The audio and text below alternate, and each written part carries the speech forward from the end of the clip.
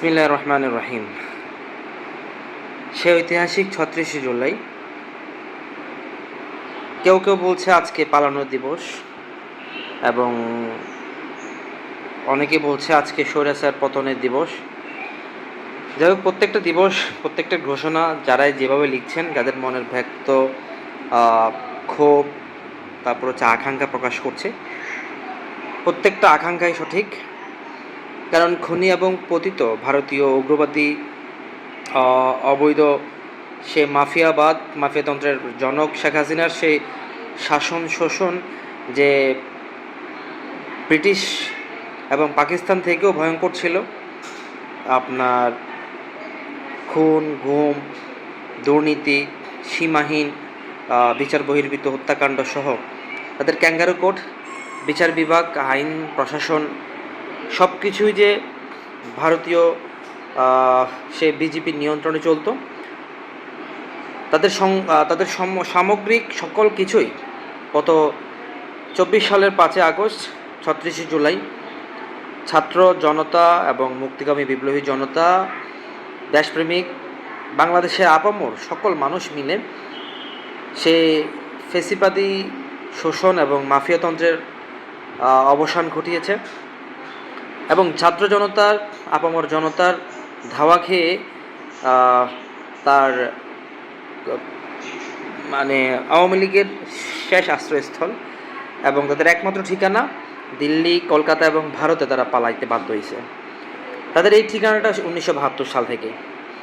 জনগণ, দেশপ্রেমিকরা বারবার এই বিষয়টা বলার চেষ্টা করেছে যে তারা ভারতীয় লোক, তারা ভারতীয় নাগরিক, ভারতের বি টিম হিসেবে এই দেশে কাজ করে। এদেশে অন্যায়, জুলুম, নির্যাতন, খুন, গুম, বিচার বিভাগকে কলঙ্কিত করা, এদেশের মানুষকে তারা নিজেদের এই চাকর মনে করা, এদেশের আপামর জনতা, সাহসী দেশপ্রেমিক মুক্তিযোদ্ধাদেরকে তারা অপমানিত করে। তারা অবৈধ মুক্তিযোদ্ধা, যেটা ইতিমধ্যে আমরা জেনেছি যে সব কিছু তাদের কী ছিল, বানোয়াট ছিল, ভিত্তিহীন। মূল মুক্তিযোদ্ধাদেরকে তারা বাদ দিয়ে তারা অবৈধ, তাদের নিজের স্বার্থ উদ্ধারের জন্য সম্পূর্ণ বানোয়াট ভিত্তিহীন তথ্য দিয়ে ১৯৭১ সাল বা ৭২ সালের তথ্য অনুযায়ী ছিল ৯২,০০০ মুক্তিযোদ্ধা।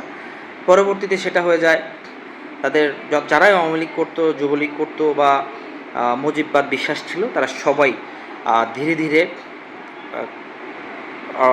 আর্থিক লেনদেনের মাধ্যমে অবৈধ তারা খুব সহজেই ২ লাখ ৫ লাখ টাকা দিয়ে মুক্তিযোদ্ধার সনদ পেয়ে যাইতো মাসে মাসে, বা ভাতা পাওয়ার যে পলিসি বা প্রসেস, সে প্রসেস খুব সহজে আর্থিক লেনদেনের মাধ্যমে তারা অর্জন করত।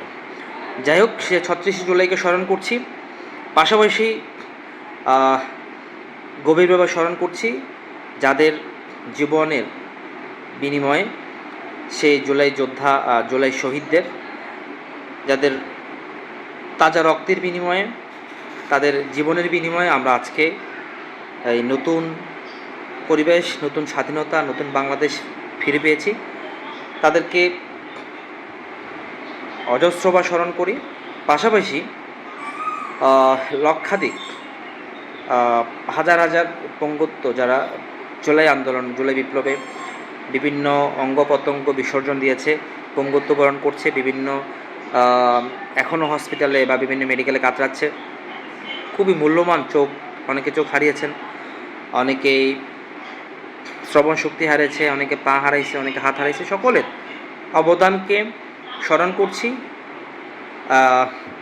যদিও বা জুলাইয়ের যে ঘোষণাপত্র, সেই ঘোষণাপত্রের মধ্যে জুলাই যোদ্ধাদের, জুলাই শহীদদের, জুলাই আহতদের ওইভাবে প্রত্যাশিতভাবে সার্বিকভাবে সেভাবে সম্মানিত করতে পারে নাই। সে মর্যাদা দিতে পারে নাই। শহীদদেরকেও সেই মর্যাদার আসীন করতে পারে নাই। অন্তর্বর্তীকালীন সরকার এর সময়টা আমি মনে করি জুলাই সনদের মাধ্যমে তাদের ব্যর্থতা, তাদের যে অপরিপক্কতা, তাদের যে দালালি, তাদের যে লোক দেখানো শাসন, সেটার ব্যর্থতা প্রকাশ পেয়েছে। যাই হোক, যে বিষয়টা কথা বলার জন্য আসছি, জুলাইয়ের যে ঘোষণাপত্র, সেই ঘোষণাপত্র নিয়ে আর একটা ভিডিও ক্লিপে বলবো বিস্তারিত। কিছুক্ষণ আগে মাগরিবের নামাজ পড়ে এসে যখন বাসায় আসলাম, ফেসবুকে স্ক্রলিং করছিলাম, দেখতে পেলাম যে ঢাকা ইউনিভার্সিটির যে টিএসসিতে, ঢাকা ইউনিভার্সিটির টিএসসিতে বাংলাদেশ ইসলামী ছাত্র শিবিরের ৩৬ জুলাই উপলক্ষে বিভিন্ন আলোকচিত্র প্রোগ্রাম, বিভিন্ন তাদের সাংগঠনিক কার্যক্রম চলছিল। ইতিমধ্যে দেখতে পাচ্ছি যে ছাত্র শিবির এবং বাম সংগঠনে উত্তপ্ত টিএসসি।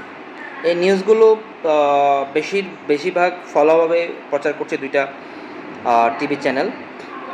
একটা হচ্ছে যে টিভি চ্যানেল না, কালের কণ্ঠ, যে বসুন্ধরার যে কালের কণ্ঠ, যে বসুন্ধরার যে কালের কণ্ঠের বিরুদ্ধে হাসনাত আবদুল্লাহ সহ যারা এই মুহূর্তে বঞ্চিত, যারা প্রত্যেকবার সত্যের পক্ষে থাকে, সত্যের পক্ষে লড়ে, আজকে যারা জুলাই ঘোষণাপত্রে উপস্থিত হয়নি, দেশপ্রেমিক এবং যারা সবসময় বঞ্চিতদের পক্ষে থাকে, সে সকল মানুষরা কালের কণ্ঠকে বয়কট করেছে, কালের কণ্ঠের বিরুদ্ধে অবস্থান নিয়েছে।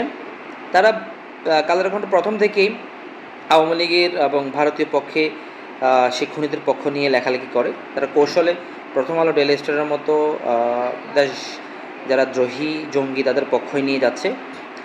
আমি কিছুক্ষণ আগে খেয়াল করলাম তারা এইভাবে হেডলাইন করে একটা নিউজ করেছে যে ছাত্র শিবিরের যে প্রোগ্রাম, সেই প্রোগ্রাম টিএসসির যে প্রোগ্রামটা, সেখানে তারা নাকি মানবতা বিরোধীদের ছবি করছে, পলকের মধ্যে বা বিভিন্ন প্লেয়ার মধ্যে, কার্ডের মধ্যে তাদের ছবি অঙ্কন করেছে বা তাদের ছবি প্রদর্শন করছে। তো মানবতা বিরোধীদের যে বিষয়গুলো, আপনি কিছু বিষয় খেয়াল করবেন, মানে মিলাবেন। অর্থাৎ শেখ হাসিনা এবং শেখ মুজিব যে বিষয়গুলোকে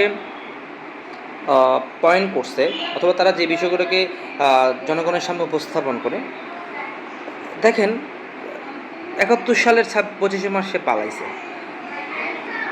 শেখ মুজিব কীভাবে জাতির জনক হয়?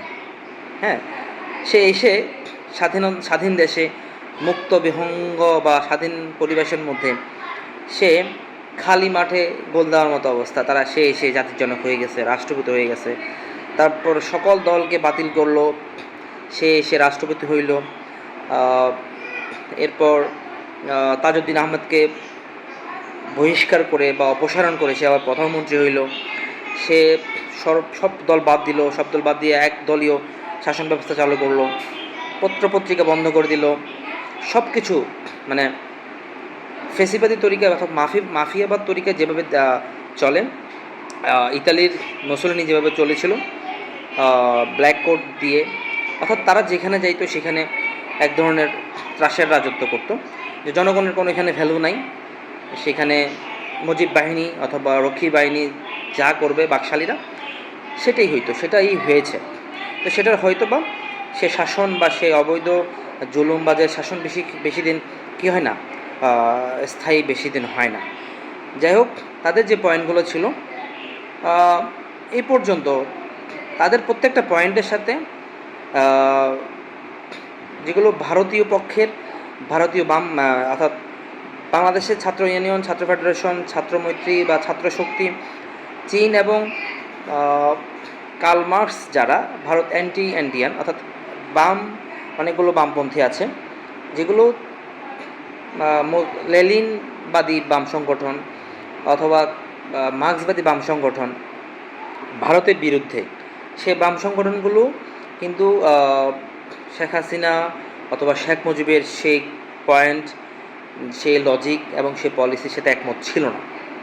হ্যাঁ, কিন্তু এই মুহূর্তে যে বিষয়গুলো নিয়ে যাদেরকে সালাউদ্দিন কাদের চৌধুরী সহ মতিউর রহমান নিজামী যাদেরকে এই মুহূর্তে রাজাকার অথবা মানবতা বিরোধী বলছে, তারা কি ৯৬ সাল পর্যন্ত বা ২০০৬ সাল পর্যন্ত মানবতা বিরোধী ছিল?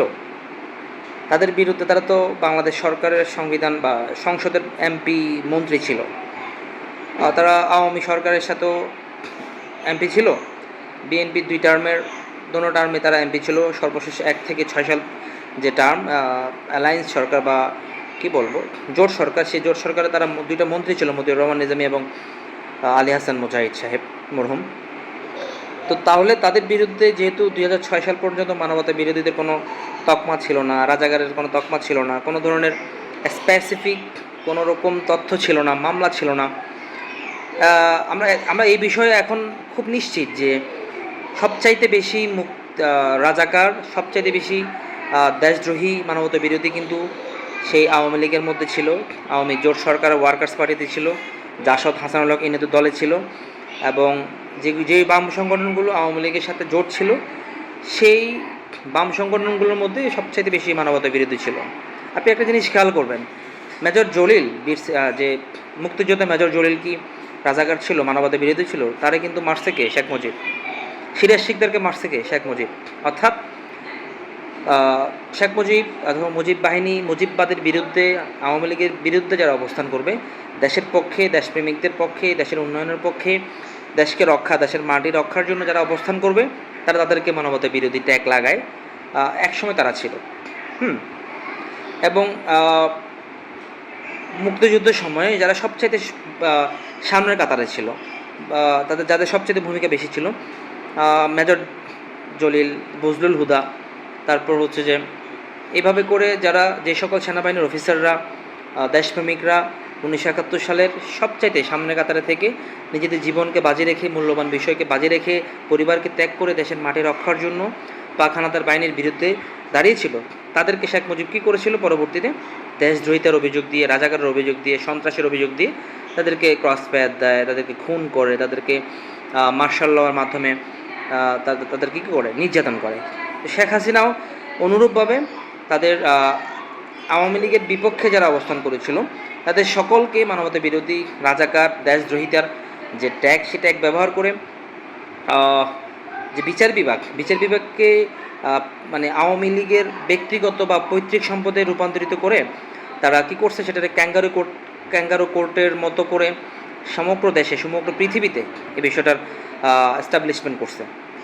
বিচার বিভাগ ছিল, প্রশাসন, সেনাবাহিনী, মিডিয়া, সব কিছু তার পৈতৃক সম্পদ ছিল, এক না একতন্ত্রের মতো। এখানে অন্য কোনো দলের, অন্য কোনো মতের, অন্য কোনো ব্যক্তির, অন্য কোনো নীতির অথবা দেশপ্রেমিকের কোনো রকম মত গ্রহণ করা হইতো না।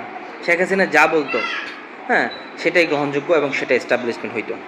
যাই হোক, তো সেই বিষয়গুলো, শেখ হাসিনার প্রতিষ্ঠিত বিষয়গুলো, ক্যাঙ্গারু কোর্ট, জুডিশিয়াল কিলিং এবং গুম খুনের যে মামলাগুলো, তার মানে কি তারেক জিয়া বিএনপির বিরুদ্ধে যে ধরনের দুর্নীতির মামলা, খুনের মামলা, অস্ত্রের মামলা, সবগুলো তো এখন নাই, কারণ সেই বিষয়গুলো সঠিক ছিল না। সেগুলো বাজেয়াপ্ত ছিল এবং গ্রহণযোগ্য তারা পায় নাই। তাহলে কিভাবে জামাত এবং সালাউদ্দিন কাদের যে বিষয়টা, সালাউদ্দিন কাদের তো জামাত করতো না, তিনি বিএনপি করতো। বিএনপির একজন নিবেদিত প্রাণ ছিল, কিংবদন্তি নেতা ছিল। তো সালাউদ্দিন কাদের বিষয়েও ছবিও নামায় ফেলতেছে, মতিউর রহমান নিজামী, তাদের বিরুদ্ধে বিন্দুমাত্র 2008 সাল পর্যন্ত কোনো রকম কোনো ট্যাগ ছিল না, কোনো প্রমাণ ছিল না, কোনো মামলা ছিল না। তো তাদেরকে কিভাবে শেখ হাসিনা সরকার মানবতা বিরোধী বানাইছে, এবং সেই শেখ হাসিনার যে সরকারের, অবৈধ সরকারের, পতিত সরকারের যে অবৈধ বিচার, অবৈধ রায়, অবৈধ মামলা, সেই মামলাগুলো কিভাবে বাম সংগঠনগুলো এখন আবার সামনে নিয়ে আসে। তার মানে এই বিষয়টা কি এটা কি ক্লিয়ার না যে তারা আবারও ভারতের বিটিম হিসেবে শেখ হাসিনাকে বা খুনি হাসিনাকে, মাফিয়াতন্ত্রকে সামনে আনার চেষ্টা করছে? তারা এটাকে শুধুমাত্র যে মামলাগুলো ছিল শেখ হাসিনার, খুনি হাসিনার অবৈধ মামলা, ভিত্তিহীন মামলা, তো সেই মামলাগুলো যেভাবে ভিত্তিহীন, হাসিনা পালানোর সাথে সাথে সে মামলাগুলো পালাইছে, সেগুলোর কবর রচনা হয়ে গেছে গত বছরের 5ই আগস্ট। ঠিক অনুরূপভাবে যারা এখন হাসিনার বিষয়গুলোকে নিয়ে সামনে আগাবে এবং শাহবাগী আচরণ দেখাবে, তাদের সকলকে প্রতিহত করতে হবে এবং তাদের সকলকে এটাই আমরা বুঝে নিব যে তারা আবারও সেই 2000 শাহবাগীদের মতো আচরণ করবে, আচরণ করছে, এবং তারা ভারতীয় বিটিম হিসেবে, ভারতের দোসর হিসেবে, আওয়ামী লীগের দোসর হিসেবে, দালাল হিসেবে এদেশে কাজ করছে। তাদেরকে খুব দ্রুত এদেশের জনগণ, এদেশের দেশপ্রেমিক আপামর জনতা তাদেরকে প্রতিহত করতে প্রস্তুত হবে। ভালো থাকবেন। আসসালামু আলাইকুম।